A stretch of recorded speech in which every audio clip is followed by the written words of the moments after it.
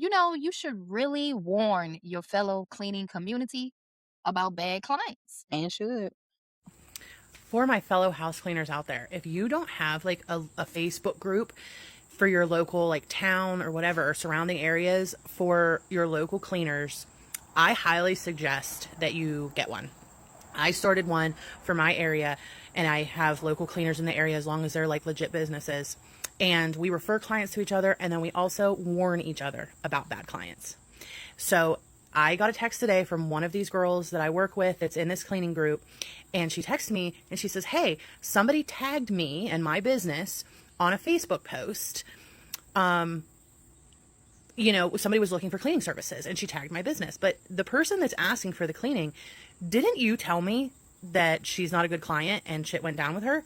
I was like, "Yep.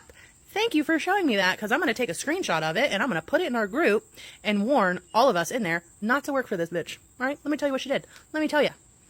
So she's a straight up liar, and I should have known that right off the gate. She used a fake Facebook profile to find me originally, which, red flag, but okay, maybe not everybody has Facebook. So, okay, whatever. So I went and did the walkthrough, and she told me that her previous cleaner was leaving to have carpal tunnel surgery and then she was going to retire.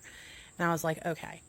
So I took the job. She had me cleaning for a while. It was like $150 bi-weekly. It was a pretty big home, all hardwood floors, 2.5 bath, like master was real big, with the garden tub, big glass stone shower, it was, they had money. And this is a small town, and there's certain names in this town that are big names. And she's one of the big names, or her family is, right? But anyway, so I cleaned for her a few times, and then she decides to cancel and says that she's going to part-time, so she's going to have time to clean now, and she doesn't need me anymore. Okay, that's a legit reason. That's totally fine. Okay, no problem. A couple months later, she calls me back. Now, at this point, I have employees. When I first started with her, I didn't. So I'm like, well, why do you want me back? Like, what happened with work? She lies and blames it on her kids and says, oh, well, my girls were going to do it, and then they just never did. You're really blaming your kids? These girls were in high school. They had like cheerleading and all kinds of crap going on. They weren't ever going to clean. What teenager wants to clean anyway? That wasn't going to happen. And you told me it was because you were going to clean. I didn't call her out on it, but I should have. So I decided, because I wanted clients, because I had employees and I wanted them to have work, that I would take her on. Again, $150 for bi-weekly. Then she started canceling her second cleaning all the time. And I was like, what are you doing? So I said, maybe we just need to move you to monthly. She's like, no, bi-weekly is fine. And she would hide the check. So she always paid check. Should never have taken a check from her monthly. And she's, That's why we don't do checks now. That's why we do not do checks. You got to pay us. You got to pay that invoice. I mean, Pay that QuickBooks invoice. We gonna send it over. We don't do checks. Everything is digital, y'all. Candid cleaning conversations. No fluff in the conversation. Real numbers, real elevation. We don't sell dreams, we build foundation. Candid cleaning conversations. Pressure make professional. We clean the business, not just the floor. she's the only person I've ever had an issue with. But anyway, so she would hide the check. I'd have to call her and be like, where did you put the check so my girls can get it? Well, when she kept canceling and I would say, let's move to monthly, and she said no, well, she goes to cancel again and then goes, okay, maybe we should just move to monthly. Fine. So I changed her price to $250 for a monthly clean. Was that too high? Probably. But really, she was technically paying $300 a month before, so now it's $250, right? Technically, it's less money. But, so I send one of my girls to go clean for her, and for the first time, for her monthly clean of $250, the girl took 3 hours. She comes back, the homeowner wasn't home, the client, she comes back, flips out, sends me all these pictures that weren't even that big of a deal, but okay, saying how bad the girl did, but I'm really good, and she didn't want me, she didn't want these girls, but, She canceled the check. After I cashed it, she canceled it. Instead of waiting for me to be like, I'll come back and re-clean, she canceled it.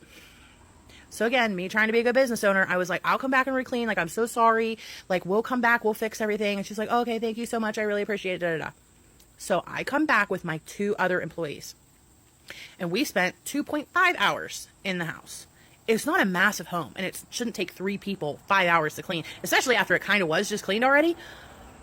So she comes home 5 hours later. She leaves me a new check for the $250. Comes home 5 hours later, still flips out, saying that it shouldn't have only taken us 2.5 hours. Again, I think you're not going to smell it if you come. It took 3 girls 2.5 hours.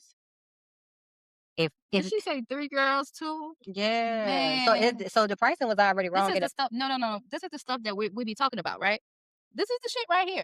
When the customer complains, and then you as a business owner, you want to go out there and fix it. So you bring, your team with you, and now you're emotionally fixing this thing here because you're losing your money. Both of your girls got to get paid, unless both of the girls was like your daughters that you brung out there. That's some shit I used to do, like back in the day. I used to bring my girls with me because my teenagers, they was living with me at the time. So that's why I told them, sometimes y'all might not get paid. Y'all might just have to be on this grind with mommy right now until I figure it out, right? But if this is 2 employees that she has with her, now there's not 3 man hours, I'm sorry. 2 for 6 man hours. That's more than 6 man hours. That's more than 6 man hours. And Yeah, she didn't price for that. yeah, that pricing is so off. Like it's scary because it's like, okay, did you include all your overhead, your taxes? Like I'm just Another thing is, that's crazy for her. did And the and then like the scope of work that she had to have with the client, and then the client not being satisfied. Okay, then the client stopped the check. Like, see, we had another student that went through the same exact thing. Like, y'all, these people, that's why you have to have service agreements. When you are setting up your clients, and warn your fellow people. It's good to be in good connections with your team and fellow workers. Like, it ain't always about somebody trying to steal your contract and all this other stuff. Even though you need to keep your eyes open, but this is crazy. another thing is, did the other girl get paid? Did you pay the other girl even though she went in there and so-called messed up? And what if she didn't really mess up? Right? See, this is the pain of the cleaning industry. What if the girl went in there and followed the scope of work, right? And then, I mean, she still has to get paid. She still got to get paid.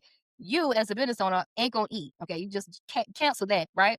And then you got these other 2 girls that you brought with you. You're wasting their time, and they got to get compensated for this I time. honestly feel like that customer was in it from the get go to get either a free clean or definitely lowball the cleaning services, because she already knew that she was paying $300 from someone else. And So then this girl comes in and prices it way cheaper. Like, she really cut it in half, like a quarter of the percentage. Like, she went from $3 to $150. Like, you guys, she cut that down really, really. And I don't even think she thought about it. It was more so, and she did. She was guilty. She said, "Listen, when you're hiring people, you want to get them work because you want to keep them busy." And that's the thing with employees. And we talk about this all the time about pricing and just taking on contracts just off of your emotions. But that's this is crazy. why we say that you need to charge for that buffer. So whenever we go back and watch our pricing videos that Please we do. did on how we price residential, we tend to add in a little amount, for a buffer, because we always say shit is going to happen, and this is the shit that happens right here, the uncontrollable stuff when you're dealing with very, very difficult clients. I hope she took pictures. Yeah, let's see what's going to happen. And she's looking at cameras or some shit. And I'm like, it's not going to take 3 girls 5 hours to clean your house. She's like, well, it doesn't even smell clean in here. And I was like, well, I've used bleach in your shower upon your request. That has a smell. And the product that we use on the floors have the smell. But you're not going to smell it if you come home 5 hours after we've cleaned. It's going to dissipate. So she was like, well, I'll pay you the $150, but I'm not paying you the $250. I said, if it was a bad job, why would you pay me $150? And she's like, well, because I feel bad since you cleaned twice. It had nothing to do with the quality of clean. It had to deal with, she didn't want to pay $250 for cleaning because she didn't feel like that was worth it. Which, if you don't feel that way, then that's fine. She should have told me that right up front. When I changed her price to $250, she should have been like, oh no, nope, I don't want that. No, thank you.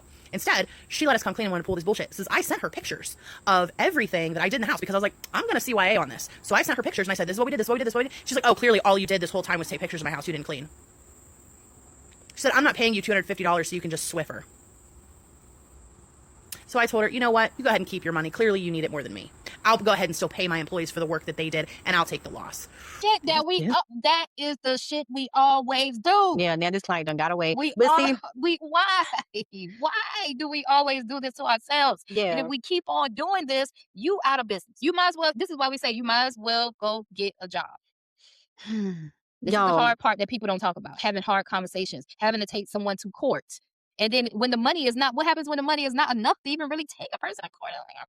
She's talking $250 here. Y'all, when a person show you who they are, please believe them. Like, from the get-go, she already knew. She said it in the beginning that she knew that this was not her ideal client, but she went on ahead and took the client anyway so she can have work. Sometimes, if it feel like it ain't good, you guys go with your first instincts. I understand that you need the money. We do. But you want to actually ask yourself, is it really worth your time? Like, for real, because are you in business to profit, or are you in business to just pay your cleaners? Like, I definitely want to make sure that I'm paying my cleaners, but also you want to be profitable, because she just came out of pocket and had to pay 3 people. She lost. Sometimes it's worth it to have a lawyer draft you up a service agreement for each one of your clients, an Airbnb service agreement, a residential service agreement, a commercial service agreement, whatever. Go ahead and pay that lawyer $500, $900, whatever it may be, to draft up this beautiful service agreement. That whenever your clients sign on the dotted line and they do a little shit like this, they are on an agreement. When they agree to bi-weekly or listen, if you're a cleaning business owner or you're thinking about starting a cleaning business, it's actually easier now in 2026 than it's ever been before to get started growing a profitable cleaning business today, because AI is here. If you want to know how to utilize AI to grow a 6 and 7 figure cleaning business, join our free masterclass this Sunday at 8 o'clock. Free masterclass this Sunday, 8 o'clock. Be in the building. Click the link down below and join our AI cleaning business masterclass. All right? See y'all on the other side. In her case, she agreed to pay $250 every month. There should be some sort of agreement that locks you in to this mess that allows you to be able to go back and make the freaking corrections. And if you got pictures and so on and so forth, in some situations you might just bite the bullet on, and then if it makes sense, if it's enough money, you may just have to take them to court. And it is what it is. I've seen situations where cleaners have put liens on the home. Sometimes it get real like that. I've even seen it where the client will put negative reviews on your site. They'll get other people to put negative reviews, and It's okay. you know, let them put negative reviews on the site. This is why at the beginning I love the fact that she said start a Facebook community. You all have a Facebook.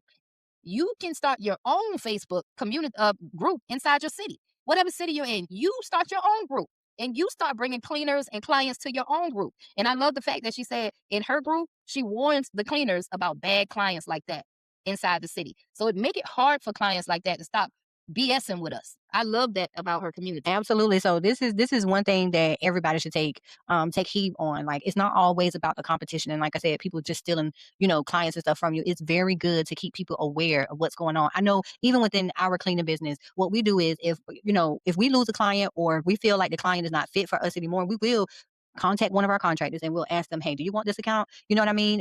Things happen, but you just want to keep yourself very aware. And this is the importance of having a community, so that way they can educate you on these type of situations. So that way, if you ever come across this, it's like a red flag for you. That's right. So leave your comments down below. Have you ever had to deal with a client like this? Have you ever had to deal with a situation where you had a difficult client and you still had to pay the cleaner and you didn't get paid from the client? Let's talk about it in the comments. I want to hear from you. Probably have to come see me. I'm sorry. I'm still thinking about that. I would have come see me outside. I'm sorry, y'all. Yes. And if you are interested in starting a cleaning company, you want to start, grow, and scale a cleaning company, enroll in Tenacity Academy today. Go to www.tenacityacademy.com and go ahead. Let's start a cleaning business, y'all. I know we talk about the pain points, but it's some money in this world.